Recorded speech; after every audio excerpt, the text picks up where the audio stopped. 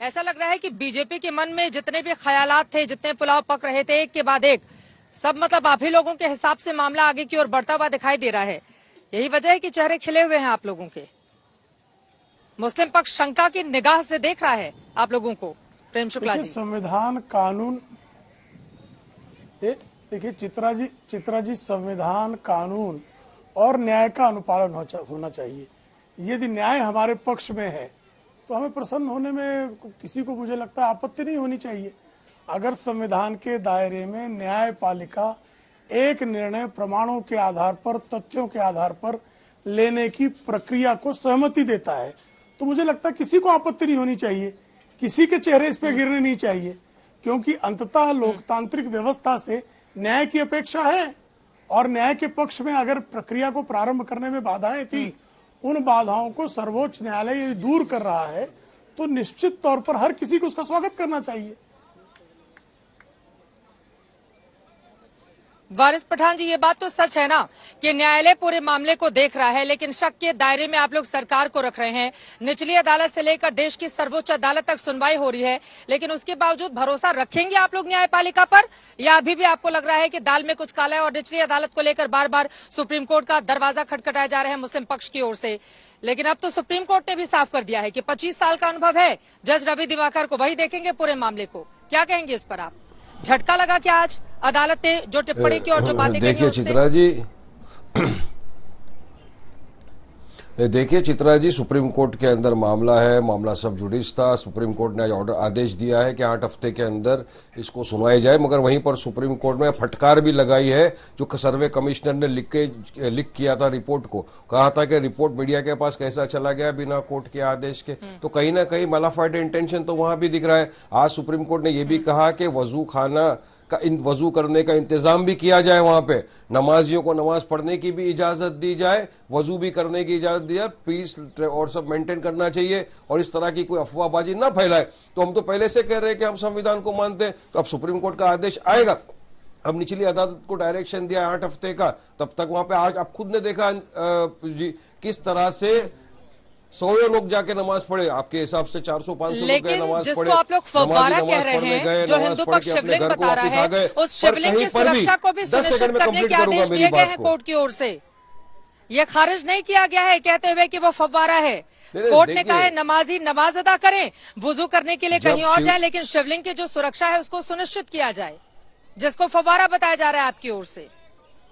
पिछली जब देखिए वो फव्वारा है, शिवलिंग नहीं है। पिछली मर्तबा भी जब ये मैटर आर्ग्यू हुआ था तब justice Chandrachud, honourable justice Chandrachud ने कहा शिवलिंग, तब अहमदी साहब जो काउंसिल है खड़े हुए और उन्होंने कहा कि सर इस तरह का ना कहिए, तो उन्होंने कहा इम्प्यून ऑर्डर है, इम्प्यून ऑर्डर को डिसाइड कर रहा है। तो आप उसको पहले सोचिए, समझिए, ऑर्डर को पढ़िए, और अब जो ऑर्डर 7 रूल 11 है उसके बारे के अंदर जो मेंटेनेबिलिटी का सूट है उसके ऊपर भी होगा सब फैसला। अब मैटर है सुप्रीम कोर्ट के अंदर, अब देश है, आस्था की बुनियाद पे तो नहीं चलेगा, कायदे कानून पे ही चलेगा, कोर्ट के आदेश पे ही चलेगा। मगर यहाँ तो ये मान ही नहीं रहना। हम तो आज आपने खुद ने देखा कि इतने लोग नमाज पढ़ने गए, नमाज पढ़कर वापस अपने घर पर आ गए। कहीं पर भी कोई ऐसी घटना आपको दिखी कि किसी के मंदिर के सामने जाकर कोई खड़ा हो गया हो, वहां पे नारे लगाए हो, या किसी के मंदिर के सामने जाकर किसी ने झंडा लगवा दिया हो? नहीं लगवाया। तो ये बताता है कि हम सब पीस चाहते हैं, मगर ये भाजपा वाले देश में अराजकता का माहौल फैलाकर देश के अंदर एक मुसलमानों के खिलाफ डर ये फैलाना चाहते हैं, देश के अंदर हिंदू मुसलमान को लड़ाना चाहते हैं आपस में अपनी झूठी छोटी ओछी राजनीति के लिए।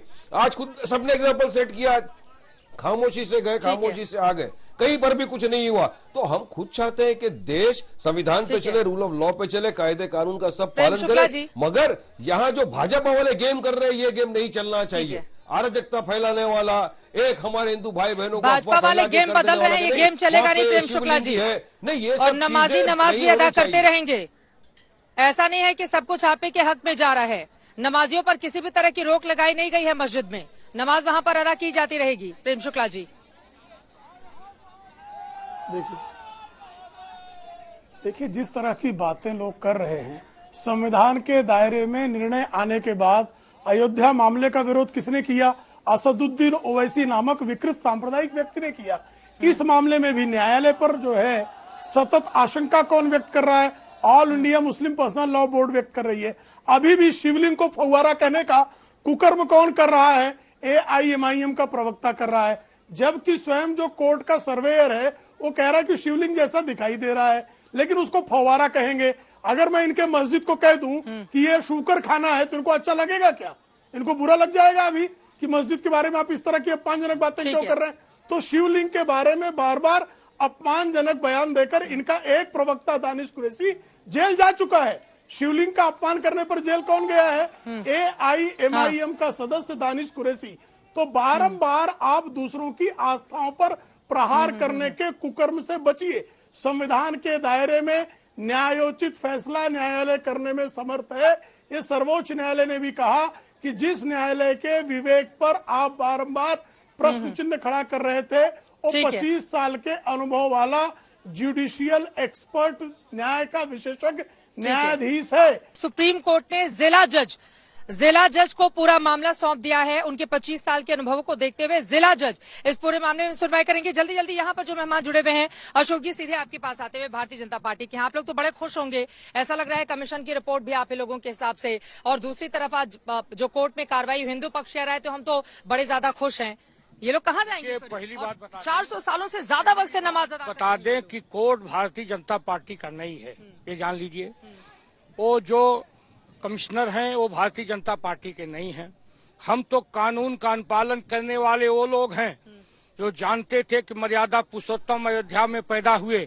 हम जहाँ राम नवमी की छुट्टी होती थी, अब भाई ने अयोध्या में राम गाते थे, लेकिन हमने कानून का दरवाजा खटखटाया और जब कानून ने राम जन्मभूमि बनाया तो हम भव्य राम मंदिर बनाने लगे। हमें मालूम है कि नंदी जिधर देखते हैं वहाँ बाबा विश्वनाथ होते हैं। हमें मालूम है कि वहाँ की दीवारें क्या कहती हैं, लेकिन जब कानून के हाथ में है तो निश्चित तौर पे हम संविधान के आधार पे मानेंगे जो भी फैसला होगा। और ये निश्चित मान लीजिए कि भारतीय जनता पार्टी कोर्ट नहीं है। भारतीय जनता अहमद साहब ये बात तो सच बोल रहे हैं ना, भारतीय जनता पार्टी तो कोर्ट है नहीं, लेकिन आप लोगों को हर चीज को शक की निगाह से देखना है।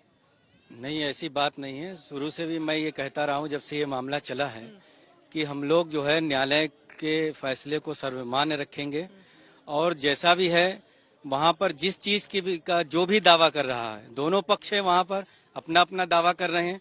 कोर्ट जो फैसला करेगा, अभी विचाराधीन है। सुप्रीम कोर्ट ने जैसा दिशा निर्देश दिया है जिला न्यायालय को, उसके बाद जो फैसला होगा वो सर्वमान्य फैसला होगा। जो भी फैसला होगा वो सर्वमान्य फैसला होगा। सीधे डॉक्टर चक्रपाणी ओझा जी, आप स्कॉलर हैं BHU के, मतलब अभी तक तो प्रक्रिया आगे बढ़ ही रही है, अभी कोर्ट में कार्रवाई कितनी लंबी चलती है ये भी, उसके बावजूद खुश हुए जा रहे हैं आप लोग। मतलब शिवलिंग को लेकर ऐसे ऐसे दावे, ऐसा लग रहा है कि मतलब अभी से आप लोग स्थापित कर देंगे, पूजा पाठ शुरू हो जाएगा। देखिए एक बात बता दूं मैं, हम लोग सनातन परंपरा के वाहक हैं, सनातन परंपरा के लोग हैं।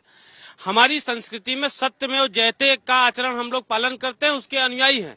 यदि बाबा विश्वनाथ वहां पर थे सदियों पहले से, और कुछ कालखंड में उन पर आवरण इन लोगों ने चढ़ाया, लेकिन कालखंड छोटा सा थोड़ी ना है, 400 साल से ज्यादा का इतिहास है। बाबा का इतिहास हजारों वर्ष पुराना है, 5000 वर्ष पुराना। 400 का कितना अंश होगा जरा निकाल लीजिए। सारे लोग गणित के विद्यार्थी, ये भी गणित जानते होंगे, करते भी होंगे। हाँ मिला रहे हैं, सच बोल रहे हैं ये। भाई जो वो कह रहे बाबा का इतिहास ज्यादा पुराना, भाई बिल्कुल पुराना है। भाई सनातन धर्म तो मस्जिद से ज्यादा पुराना है। भाई मस्जिद बाद में बनी है तो पुराना तो जो होगा वही रहेगा। मस्जिद किसकी जमीन पर बनी है, स्वीकार कर रहे हैं आप? भाई मस्जिद जिसके जमीन पर बनी है वो तो न्यायालय अभी फैसला करेगा। न्यायालय तो आप ये मान रहे हैं कि मंदिर का इतिहास ज्यादा पुराना है और उस जमीन का भी इतिहास, जमीन का बिल्कुल सभी मानते हैं। ये तो लग रहा है आप में मिल गए हैं ये। नहीं, मिलने की यहाँ बात नहीं, यहाँ न्याय की बात हो रही है। ये न्याय की बात देने के लिए ये भाईचारे से फिर वो मस्जिद तैयार हैं। तो आप लोग जमीन मांग रहे हैं कि मस्जिद की जमीन मंदिर ना देखिए, मस्जिद वहाँ कभी थी ही नहीं। मैं इनसे क्या है वो अभी क्या है? ज्ञानवापी, ज्ञान के भंडार, ज्ञान के कुएं के रूप में सदियों से स्थापित थी, है और रहेगी। मस्जिद कभी थी ही नहीं। नहीं, मस्जिद कभी थी ही नहीं। समझे, जब भी मस्जिद बनी तब से मस्जिद अभी तक तो है। अब आगे न्यायालय क्या फैसला देता है। आपकी बातों से सरफराज साहब हमको लग रहा है कि इन्हीं लोगों के साथ आप खड़े हो। साहब नहीं, मेरा नाम शफीक अहमद। शफीक अहमद जी, सरफराज आने वाले। मैं किसी के साथ नहीं हूँ। न्यायपालिका जो फैसला सुनाएगी मैं उसके साथ हूँ। नहीं, लेकिन अभी तो आपकी बातों से लग रहा है कि थोड़ा सा माहौल आपका बदल रहा है क्या? नहीं, विचार खुश हो रहे हैं आपके विचारों से ये? भाई अगर हमारा भाई खुश होता है तो खुश होना चाहिए। मैं इनके मांग रहे हैं, वो जमीन कह रहे हैं जमीन। अगर वो मेरी जमीन होती तो मैं इनसे खुद ब खुद अपना मामला तय कर लेता। वो मेरी तो है नहीं, वो तो स्टेट गवर्नमेंट की वक्फ की जमीन है। तो वक्फ बताइए। मेरा मानना है कि मुगलों ने तोड़ा, अहिल्याबाई होलकर ने जोड़ा, राजा रणजीत सिंह ने बनाया। डॉक्टर लोहिया जो समाजवाद के प्रवर्तक हैं वो कहते हैं कि हर हिंदू मुसलमान को समझना चाहिए बाबर, गजनी और गोरी हमलावर और लुटेरे थे, शेरशाह सूरी, रजिया और रसखान हमारे पुरखे थे। ये सबको मालूम होना चाहिए कि बाबर आक्रांता था, लेकिन इनसे पूछिए कि राम जन्मभूमि का जो फैसला आया क्या सही निर्णय था? बोलिए, जवाब दीजिए। और बाबर आक्रांता था और मुगलों से क्या मौजूदा वक्त में देश के मुसलमानों को खुद को अलग करने का वक्त नहीं आ गया है? बार बार हिंदू पक्ष ये भी कहता है सबसे कि मुगलों ने अगर कोई अत्याचार किया है तो खुद को अलग कीजिए और यहाँ की जो गंगा जमुनी की तहजीब है उसके हिसाब से आगे बढ़िए। सबसे पहली बात यह है कि मैं पहले भी ये कह चुका हूं कि भारत का जो मुसलमान है वो किसी बाबर या औरंगजेब को नहीं मानता। यहाँ का जो मुसलमान है वो गरीब नवाज का फॉलोअर है, उन्हीं को अपना आइडियल मानता है। क्योंकि भारत में दो प्रकार से मुसलमान आए, एक सूफी संत जो आए वो गरीब नवाज हैं, हम उन्हीं के फॉलोअर्स हैं। और ये जो राजा महाराजा जो भी बाहर से आए विदेश से, वो जमीन के लिए आए थे, वो दीन इस्लाम फैलाने नहीं आए थे। ये जो मस्जिद की जमीन है वो किसकी है? मस्जिद की जमीन तो वो न्यायालय फैसला करेगा कि किसके पास क्या प्रमाण है। अभी आप ये बात कह रहे हैं कि आपकी नहीं है, मतलब अभी तक तो आप मैं कैसे कह दूं कि मेरा तो वो अरे आप नमाज अदा करते हैं नहीं करते हैं? अभी आप नमाज बिल्कुल नमाज पढ़ता हूँ भाई। अब आपकी है ही नहीं, देखिए अब आप फंस गए। नहीं, मैं आपके चैनल किसकी है फिर? चित्रा जी, मैं आपके चैनल के माध्यम से पूरे देश के सामने एक प्रश्न खड़ा करता हूं कि ज्ञान वापिका उर्दू से मुस्लिम संस्कृति से क्या लेना देना है? मैं बताता हूं संस्कृत में उसका क्या मतलब है। अमर कोश में लिखा है ज्ञान वापिका मतलब ज्ञान का कुआं, ज्ञान का भंडार। कोई बता दे हमको कि उर्दू संस्कृति में ज्ञानवापी का क्या मतलब है? कोई मतलब ही नहीं है, कोई लेना देना ही नहीं। जब जिसका कि ज्ञानवापी शब्द का एक लोगों को मना लिया, बाकी लोगों को मना लेंगे? इतने 2000 की तादाद में आज नमाज अदा की है लोगों ने। देखिए बोले हैं आखिरी दम तक लड़ते रहेंगे। बिल्कुल सही बात है, नमाज अदा करना इनका धर्म है, मुसल्ले ईमान होने का प्रतीक है।